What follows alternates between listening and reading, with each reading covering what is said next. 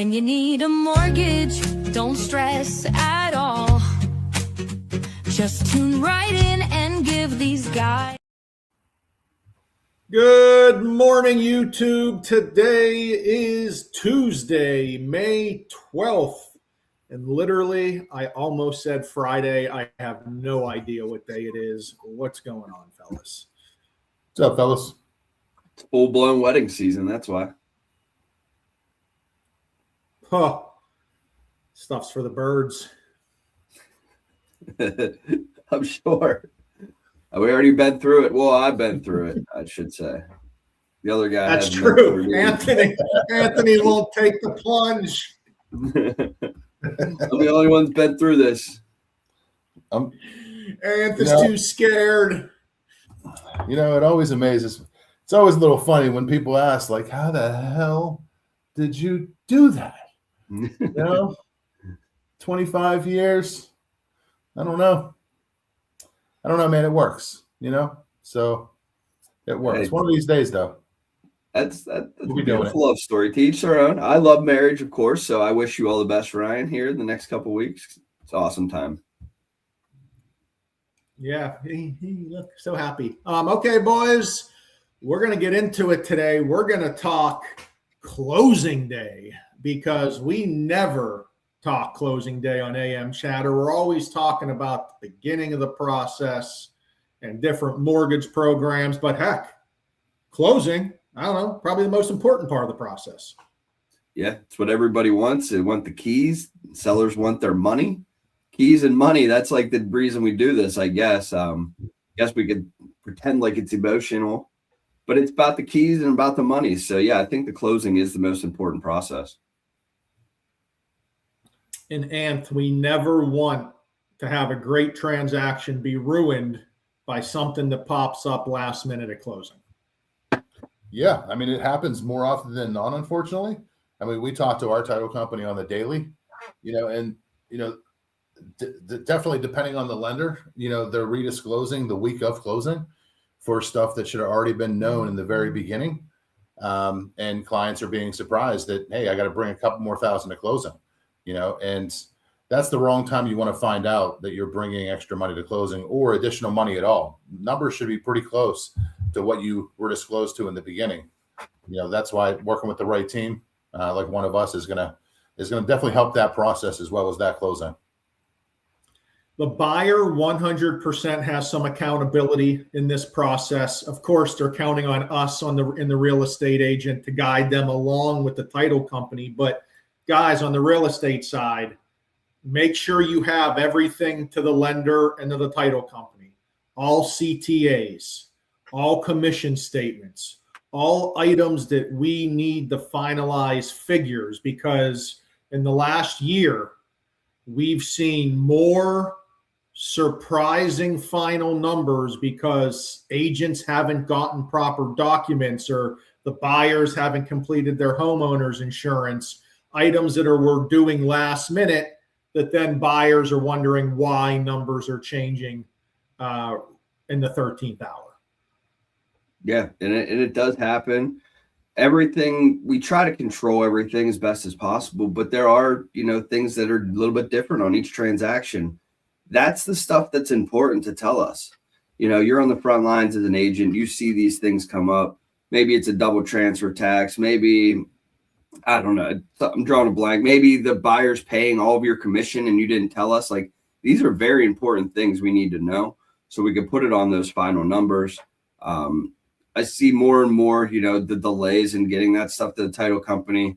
I just had one this week. I was asking for the final number. Come on, I need the final number from the closing company. And they were waiting on the commission statement. So, like, that's a big common thing. So it's important you get those documents into them as quickly as possible. And you should know, I mean, the commission statement should be done before the deal's even handed in, correct? Because the BAC should be signed. They should know exactly how this is turning out and getting paid once you have a sales agreement. So that should be handed in with the sales agreement. For sure. And that's all part of the team aspect that Anthony was just discussing. It should not be real estate agent, lender, title company all going in their own separate ways, hoping to make it to closing, Anthony. It should be a fun family all working together for that buyer. Yeah, I mean, everybody's got to be in sync to make everything work. It does take a village to close a loan. You know, not one person can do it by themselves, but you know, everybody working together is going to make that process that much smoother. Everything's in sync, you know, from 1, 2, and 3, you know, to get that buyer to closing as smooth as possible, with the numbers that they were quoted in the beginning being pretty close to what they are at closing. So work with the right team. And really, when we talk about cost sheets, I know my internet stinks today, boys. I'm sorry.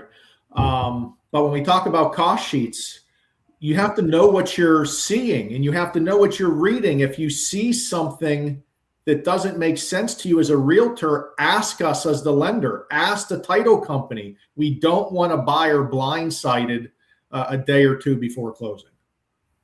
Yeah, and we see it happen a lot. You know, the biggest things with those taxes.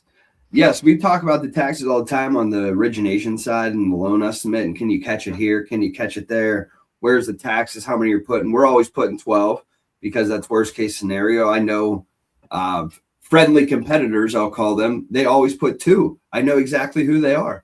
And that's important when at closing, when the taxes are actually there and the money's actually being spent.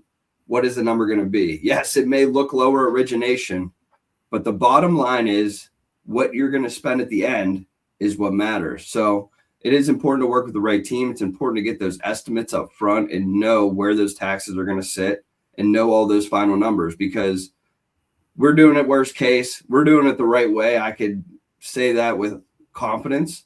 And some of these other lenders are being a little bit shady, putting 2 months, winning the deal. And then at the end is when it really matters, when the money time comes.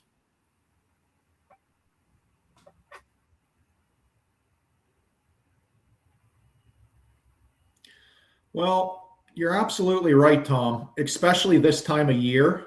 I mean, we're all in from the Pittsburgh area. We know how the taxes work. We know school taxes are coming due. If you put 2 months of school taxes in this time of year, you're crazy, because it's going to end up being 12 if the title company can't confirm that they've been paid for this year.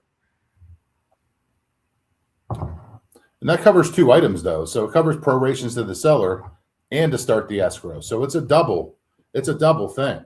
So when lenders leave off the prorations to the sellers, you know, they're going to pay them regardless.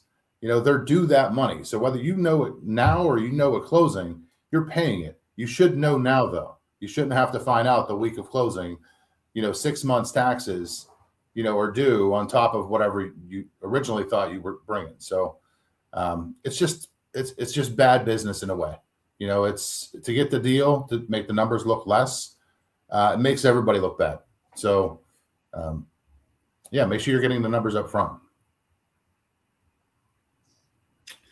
That's it. That's all I got. Take us out, Anth. You guys have a great day. Make sure you get some good estimates. Call one of us for anything you need as far as financial for a mortgage. We'll be available for you all week.